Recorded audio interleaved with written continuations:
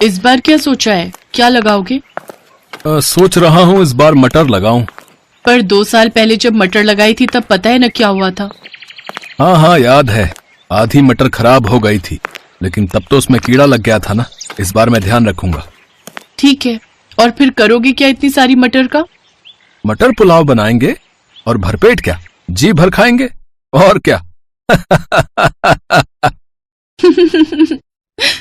राम की बात सुनकर उसकी पत्नी नंदिनी भी हंस दी। सर्दी का मौसम आने वाला था, तो इस बार राम ने तय किया कि वो अपने खेतों में मटर लगाएगा। उसने बड़ी मेहनत से खेत को तैयार किया और मटर के बीज भी बो दिए। कुछ दिनों बाद पहले पौधे आए और फिर उन पर हरी हरी मटर लगनी भी शुरू हो गई। हर गुजरते दिन के साथ अपनी भरी पूरी फसल को देखकर राम फूला नहीं समा रहा था। नंदिनी, ओ नंदिनी, चलो जरा, तुम्हें कुछ दिखाना है। पर अभी बहुत काम है। अरे ये काम तो होते रहेंगे, तुम चलो मेरे साथ। ऊपर वाले की कृपा से बहुत बढ़िया फसल हुई है इस बार। तुम देखना नंदिनी, इस बार खूब अच्छे पैसे मिलेंगे इन मटरों के। मैंने सोच लिया है, पैसे आते ही सबसे पहले घर की छत सुधरवाऊंगा। मटर की बढ़िया फसल देखकर दोनों पति पत्नी सपने संजोने लगे। दूसरी तरफ पूरे गांव में भी ये खबर फैल चुकी थी कि इस बार राम की फसल बहुत बढ़िया हुई है। और फिर एक दिन राम के घर के बाहर एक चमचमाती कार आकर रुकी और कार से उतरा इलाके का विधायक राम अवतार सिंह। अरे विधायक जी, आप राम राम। राम राम भाई, कैसे हो? कृपा तो वाकई बहुत हुई है तुम पर। मैंने सुना है इस बार तुम्हारी मटर की फसल बहुत अच्छी हुई है। हाँ विधायक जी, सब भगवान की दया है। तो क्या सोचा है, किसे बेचोगे अपनी मटर? अभी तो कुछ ऐसा सोचा नहीं है विधायक जी, जहां सही दाम मिल जाएगा वहीं दे दूंगा। अरे तो हम काय के लिए हैं, हमको दे दो अपनी सारी मटर। हम पूरे 15 रुपए देंगे तुम्हें 1 किलो के। पर शहर में तो इस बार 25 से 30 रुपए किलो बिक रही है मटर। देखो राम, मटर है, गेहूं नहीं, जो कई महीने संभाल लोगे। 2 दिन बाद सूखने लगेगी सारी की सारी। मेरे पास स्टोरेज की सुविधा है, मैं तुम्हारी सारी मटर खरीद लूंगा हाथों हाथ। ठीक है विधायक जी, मैं आपको शाम तक बताता हूँ। राम को दुविधा में छोड़कर विधायक वहां से चला गया और फिर उसके जाने के बाद क्या करूं नंदिनी, कुछ समझ नहीं आ रहा। ये विधायक हम गरीब किसानों का हमेशा फायदा उठाता है। हमसे कम पैसों में फसल खरीदकर शहर में ऊंचे दामों पर बेचता है। मेरी मानो तो आपको कुछ और लोगों से भी बात करनी चाहिए। इतना आसान नहीं है नंदिनी। रामावतार की मर्जी के बगैर कोई व्यापारी मेरी मटर नहीं लेगा। उससे कोई बैर नहीं लेना चाहता, और मुझे डर इस बात का है कि अगर सारी मटर यहीं सड़ गई तो 1 पैसा नहीं मिलेगा। हाँ, अच्छा, तो फिर क्या कर सकते हैं? विधायक जी की नजर हमारी फसल पर है, तो बेचनी तो उसे ही पड़ेगी। अच्छा सुनो, अब खाने में क्या बनाया है? गर्मा गर्म मटर पुलाव है जी। अरे वाह, तो जल्दी से ले आओ फिर, बड़ी भूख लगी है। पिछली बार राम ने अपने खेत में धान बोए थे और उस बार भी उसकी फसल अच्छी हुई थी, तो घर में चावलों की कमी नहीं थी। और जब इस बार मटर आई तो नंदिनी ने सबसे पहले मटर पुलाव बनाकर ही राम को खिलाया, क्योंकि मटर पुलाव राम को बेहद पसंद भी था। जब राम और नंदिनी खाना खा रहे थे तभी उन्हें बाहर से शोर सुनाई दिया। लोगों के चीखने चिल्लाने की आवाजें आ रही थी। दोनों ने फौरन बाहर निकलकर देखा तो पूरा गांव जल रहा था। आग बहुत बढ़ चुकी थी, लगभग सारे घर जल रहे थे। बस एक राम का घर सुरक्षित था, क्योंकि वो उसके खेत के किनारे ही था और बाकी के घरों से दूर था। राम खाना छोड़कर फौरन लोगों की मदद के लिए दौड़ा।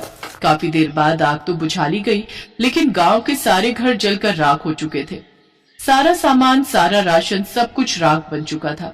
हिम्मत रखिए आप सब, हम सब मिलकर कुछ ना कुछ जरूर कर लेंगे। एक काम करते हैं, विधायक जी के पास चलते हैं, उनसे मदद मांगते हैं। हाँ हाँ, ठीक कह रहे हो, चलो चलते हैं। पूरा गांव रामावतार विधायक के पास पहुंचा। गांव के लोगों ने विधायक से अपनी परेशानी बताई तो विधायक ने उन सबको धुतकार दिया। चलो, अब क्या बस यही काम रह गया है? लापरवाही करो तुम, आग लगाओ तुम, और भरपाई करूं मैं, मतलब कि सरकार। गांव के लोगों को विधायक पर गुस्सा आ रहा था, पर वो मजबूर थे और मुंह लटकाकर वहां से जाने लगे। तभी विधायक ने राम को आवाज लगाई। अरे राम, यहाँ आओ, इनका चक्कर छोड़ो। तुम्हारी फसल तो ठीक है ना? हाँ जी, मेरी फसल तो बिल्कुल सुरक्षित है। हाँ तो एक काम करो, 16 रुपए ले लेना भाई, लेकिन अब जल्दी सौदा पक्का करो और सारी मटर यहाँ पहुँचाओ, समझे? विधायक जी माफ करो, लेकिन मैं आपसे कोई सौदा नहीं करना चाहता। अच्छा, तो क्या करेगा मटर का? है? किसी और को मैं तुझे बेचने नहीं दूंगा। मैं चाहे तालाब में डाल दूं, पर आपको नहीं दूंगा अपनी मटर। राम अवतार ने मजबूर गांव वालों की मदद नहीं की। इस बात से राम बहुत नाराज था। उसने विधायक से सौदा करने से साफ इनकार कर दिया। फिर घर लौटते हुए उसने गांव के कई बच्चों को भूख से रोते बिलखते देखा और फिर, नंदिनी, घर में कितना चावल है? काफी है। वैसे क्यों पूछ रहे हो? हमारे पास मटर की कोई कमी नहीं है। तुम एक काम करो, मैं कुछ लोगों को साथ लेकर एक बड़ा चूल्हा बनाता हूँ और तुम गांव की औरतों के साथ मटर पुलाव बनाने की तैयारी करो, सबके लिए। जब तक मेरे घर में मटर और चावल का एक भी दाना है, मेरे गांव का कोई बच्चा भूख से नहीं रोएगा। लेकिन फिर हम लोग? अपने बारे में बाद में सोचेंगे नंदिनी, फिलहाल गांव के बारे में सोचना है। नंदिनी ने इसके बाद कुछ नहीं कहा और खाना बनाने की तैयारी शुरू कर दी। अगले कुछ दिनों तक नंदिनी की रसोई में ढेर सारा मटर पुलाव पकता रहा और गांव के लोगों की भूख मिटाता रहा। पूरा गांव राम और नंदिनी को दुआएं दे रहा था। लेकिन फिर धीरे धीरे राम के घर चावल और मटर खत्म होने लगे और राम और नंदिनी सोच में पड़ने लगे। तभी एक दोपहर को कुछ ऐसा हुआ जिसकी उम्मीद किसी को नहीं थी। अरे मुख्यमंत्री साहब, आप मुझ गरीब के घर। राम राम साहब। अरे नंदिनी, ओह साहब, आप अंदर आइए। नहीं, यहाँ बैठिए साहब। अरे बस करो भाई, तुम पहले ही बहुत कुछ कर चुके हो। यहाँ जो कुछ हुआ उसके बारे में मुझे सब पता चल चुका है। लेकिन अब किसी को परेशान होने की जरूरत नहीं है। मैंने आदेश दे दिए, कलेक्टर साहब सारी व्यवस्था कर देंगे। बहुत बहुत शुक्रिया साहब। अब तो कुछ नहीं चाहिए। हमें चाहिए तुम्हारे जैसे उम्मीदवार जो सच्चे दिल से जनता की सेवा करें। यहाँ के विधायक की सारी पोल पट्टी खुल चुकी है और इस बार के चुनाव में तुम्हें इस इलाके से टिकट देना चाहता हूँ ताकि यहाँ सही मायने में विकास हो सके।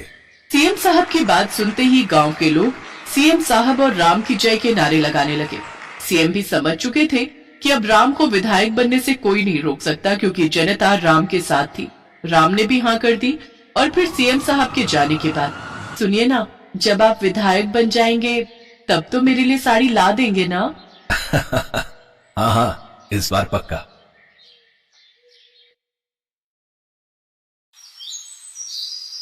कड़ाके भरी ठंड में ब्रजेश जंगल में कांपते हुए लकड़ियां काट रहा था कि तभी तेज आंधी तूफान चलने लगा और एक बड़ा पेड़ ब्रजेश के ऊपर आ गिरा, जिसके नीचे दबकर ब्रजेश की रीढ़ की हड्डी टूट गई और उसकी मौत हो गई। अपने पीछे वो पत्नी सविता और दो बेटियां मालिनी और सानवी को छोड़ गया। लेकिन कुछ दिन बाद ही ज्यादा चिंता करने के कारण सविता का ब्लड प्रेशर हाई हो गया, जिस कारण उसके सर की नस फट गई और उसकी भी मौत हो गई। मालिनी और सानवी पर तो जैसे दुखों का पहाड़ ही टूट पड़ा। वो दोनों बहनें अनाथ हो गई। सानवी ने अपनी बड़ी बहन मालिनी से कहा, दीदी अब हमारा क्या होगा? बिना माँ बाबा के हम कैसे रहेंगे? तू चिंता मत कर छोटी, मैं हूँ ना, हम दोनों ही एक दूसरे का सहारा बनेंगे। ऐसे ही कुछ दिन बीत गए। बाहर ठंड बढ़ती जा रही थी। वो दोनों बहनें अपनी झोपड़ी में बैठी रहती। उन दोनों बहनों का जैसे तैसे खाने का गुजारा चल रहा था। एक रोज जब बाहर तेज ठंड थी तो मालिनी और सानवी अपनी झोपड़ी में बैठकर आग ताप रही थी। तभी सानवी ने मालिनी से कहा, दीदी जब माँ बाबा थे तो कितना मजा आता था ना। पापा सर्दियों में हर हफ्ते मुर्गी लाते थे और माँ उसका हांडी चिकन बनाती थी। माँ के हाथों के हांडी चिकन खाने की बहुत याद आती है दीदी। क्या अब हमें कभी वो नसीब नहीं होगा? होगा मेरी बहन, जरूर होगा। वो जंगल वाले अंकल ने कहा था ना कि सरकार बाबा की मौत का कुछ मुआवजा हमें देगी। चल उनसे मिलकर आते हैं। वो दोनों सरकारी अधिकारी के पास जाते हैं। देखिए, सरकार का कहना है कि ब्रजेश की मौत प्राकृतिक वजह से हुई है। इसमें डिपार्टमेंट की कोई गलती नहीं, इसलिए उन्होंने तो मुआवजा देने से इनकार कर दिया है। लेकिन तुम लोगों की हालत देखकर हम स्टाफ के लोगों ने मिलकर कुछ पैसा इकट्ठा किया है। ये लो 30,000 रुपए। हम सिर्फ तुम्हारी इतनी ही मदद कर सकते हैं। वो दोनों 30,000 रुपए लेकर घर आ गई। लेकिन उस रात मालिनी को बिल्कुल भी नींद नहीं आई। वो रात भर सोचती रही, ये पैसे एक न एक दिन तो खत्म हो जाएंगे, लेकिन उसके बाद हमारा गुजारा कैसे चलेगा? सोचते सोचते कब उसकी आंख लग गई उसे पता ही नहीं चला। फिर अगले दिन मालिनी बाजार से थोड़ा चिकन ले आई और जिस हांडी में उसकी माँ चिकन बनाती थी उस मिट्टी की हांडी में वो चिकन बनाने लगी। उस दिन उन दोनों ने कई दिनों बाद पेट भर कर खाना खाया। अरे वाह दीदी, आपके हाथों में तो बिल्कुल माँ के हाथों जैसा स्वाद है। बल्कि सच कहूँ तो इसमें तो माँ की बनी चिकन हांडी से भी बढ़कर स्वाद आ रहा है। वाह वाह, इस ठंड में तो आज चिकन हांडी खाने का मजा ही आ गया। काश तुम्हारी हांडी चिकन की दुकान होती तो मैं दिन में कई बार खाती।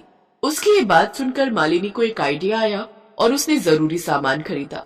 फिर ठेला लगाकर हांडी चिकन बेचने लग गई। आइए आइए, स्वादिष्ट हांडी चिकन खाइए। अरे वाह बच्चों, तुमने भी काम शुरू कर दिया। बढ़िया है, बढ़िया है। वैसे कितने की है ये प्लेट? हाँ काका, घर चलाने के लिए कुछ तो करना ही पड़ेगा ना। 40 रुपए का है हांडी चिकन, लगा दूं? हाँ हाँ, जरूर जरूर।